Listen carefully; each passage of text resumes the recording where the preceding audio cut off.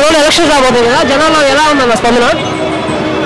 జనాల్లో ఎలా ఉందంటే జగన్ గారి కోసమే బాగా వెయిటింగ్లో ఉన్నారు. ఎస్సీ ఎస్టీ బీసీ ఎప్పుడు ఎలక్షన్ వస్తుందా, ఎప్పుడు ఓటేద్దామని ఒక కోరికతోనే ఉన్నారు. ఈ కళ్ళబోరు మాటలు మాయ మాటలు చెప్తా ఉన్నారు.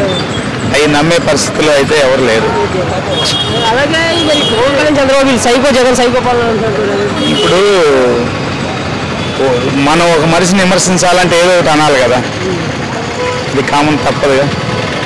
వాళ్ళు సైకో ఉంది, ఈయనకి దిక్కు లేక ఈయన పోయి అసలు డిపాజిట్ రాని పవన్ కళ్యాణ్ పట్టుకొని నువ్వు నాకు తోడుండయ్యని వాడిని బతులాడుకొని 5 రోజులు కేంద్రంలో ఉండి మోడీ గారిని కాళ్ళు పట్టుకొని ఒప్పించుకొని అసలు నువ్వు మాకు వద్దురా బాబు అంటుంటే అతన్ని ఒప్పించుకొని వచ్చి ఆయనకి అంత ధైర్యం అంత దమ్మున్నోడైతే ఆయన పోటీ చేయొచ్చు కదా.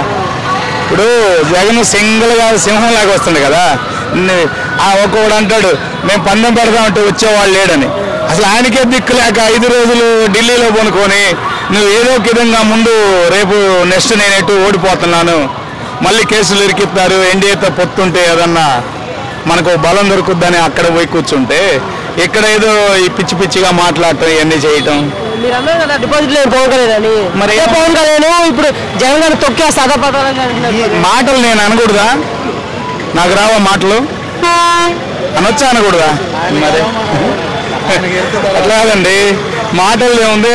అంత దమ్మున్న మగోడు కనీసం ఆయనకి 21 సీట్ ఇస్తే ఇంతవరకు అభ్యర్థులు లేక ఆ టీడీపీ వాళ్ళకి జనసేన కండ వేసి ఇటు ఎందుకు? ఆయన దమ్మున్నోడే, మరి కనీసం పోటీ చేయాలి కదా. 2011లో పార్టీ పెట్టాడు. 2011 నుంచి ఇంతవరకు అసలు ఆ పార్టీకి అతనే ఏజెండా, అతనే నాయకుడు, అతనే ఇది. అతని కోసం ఎవడన్నా సరైన నాయకుడు ఉన్నాడా? లేకపోతే ఆ పిల్లల్ని బలి చేస్తూ ఉన్నాడు, ఆ చదువుకున్న వాళ్ళని, వాళ్ళ కమ్యూనిటీ వాళ్ళని అన్యాయం చేస్తున్నాడు. అంతకు మించి ఏముంది? అతని స్వార్థం కోసం వీళ్ళేదో ఎవరికైనా ఉంటుంది కులం అంటే అభిమానం, ఇలా ఉండాలని, దానికి తప్పులేదు. కానీ వీళ్ళని బలి చేసి అతన్ని తాకట్టు పెడుతున్నాడుగా. ఇది తాకట్టే కదా, ఇది అందరూ ఎవరూ తెలియకుండా ఉంది. అతని స్వార్థం కోసం ఏదైనా చేసుకుంటాను, కానీ అతను నమ్ముకున్న వర్గం కోసం, అతను నమ్ముకున్న ఫ్యాన్స్ కోసం ఏం చేస్తున్నాడు? ఆయన చేస్తున్నాడా? ఎక్కడో ఎందుకు పాపం. ఇక్కడ ఉన్న నిశంకర్ శ్రీను 5-6 సంవత్సరాల నుంచి అతని పార్టీని కాపాడుతూ అంతగా ఆయన కోసం 5-6 కోట్లు ఖర్చు పెట్టి ఇచ్చేశాడు. ఇవాళ అతను దింగి ఆడో దింగి మళ్ళీ ఎవరినో ఒకరు తీసుకొచ్చి అతనికి ఇన్ఛార్జి ఇచ్చి ఆయన వెంబడి తిప్పుతున్నాడు. అదే నా పార్టీ అంటే. ఇవాళ నిశంకర్ శ్రీను రోడ్డును పడే పరిస్థితిలోకి వచ్చింది. ఏది మరి ఆయన ఎజెండా? ఆయన అంత ఇది ఉంటే ఆయన నమ్ముకున్న వాడిని కాపాడాలి కదా. మేము ఎక్కడో గ్రామాల్లో ఉండే లీడర్లు మా స్థాయికి మమ్మల్నే సీఎం గారిని కలిపి మాకు సీఎం గారితో మాట్లాడిచ్చారు. అతను ఒక నియోజకవర్గానికి ఇన్ఛార్జిగా పనిచేస్తే అతనికే దిక్కు లేదు. ఇది వాస్తవమే కదా. మరి ఏది ఆయన ఎజెండా? ఏది?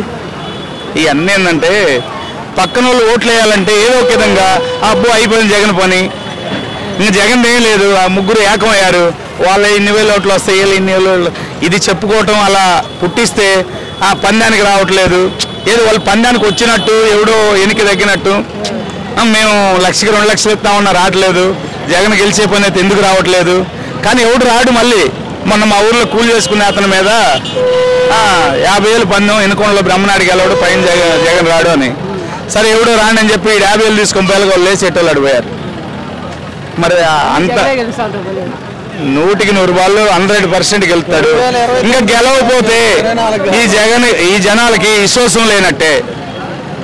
ఇప్పుడు కార్యకర్తతో పని లేదు, ఒక లంచం లేదు, ఒక అవినీతి లేదు, వాడు ఏ పార్టీ చూడలేదు. మేవుడన్నా వాడు మన కోటేయలేదు, వాడు నిత్యా జగన్ తిడుతున్నాడని మనం ఆపేమనుకో, జగన్ గారిని తిడుతున్నారని, పోనీ వాడి కర్మ వాడిది, ఇవ్వాల్సిందే అని చెప్పి పథకాలు ఇప్పిస్తున్నాడు. ఇవ్వకపోతే స్పందన బెట్టంలోనే కలెక్టర్ని పంపిస్తున్నాడు ఆ గ్రామానికి, ముందు అక్కడ చూడు అని. మా ఊరు 3 సార్లు కలెక్టర్ వచ్చారు. ఎక్కడ అంత సంక్షేమం అన్ని డైరెక్ట్గా వాళ్ళ అకౌంట్లకి వేసి ఒక్కరితో పని లేకుండా, లంచం లేకుండా. ఇంతకుముందు జన్మ కమిటీ ఉంది, బాత్రూమ్ ఇవ్వాలంటే 15,000 వస్తే వాళ్ళకి 5,000, కస్టమర్కి 10,000. అది కూడా ఏలు ముద్ర వేసుకొని సన్నాసాతిక వాళ్ళే తీసుకునేవాళ్ళు. ఇప్పుడు అలా లేదు కదా. ఎక్కడన్నా ₹1 లంచం తీసుకొని ఒక నాయకుడు ఎవరినన్నా వాటర్స్ని ఇబ్బంది పెట్టిందని లేదు కదా. మరి ఇప్పుడు జగన్ గెలవకపోతే ఇంకెప్పుడు గెలుస్తారు? జగన్ గారు గెలవక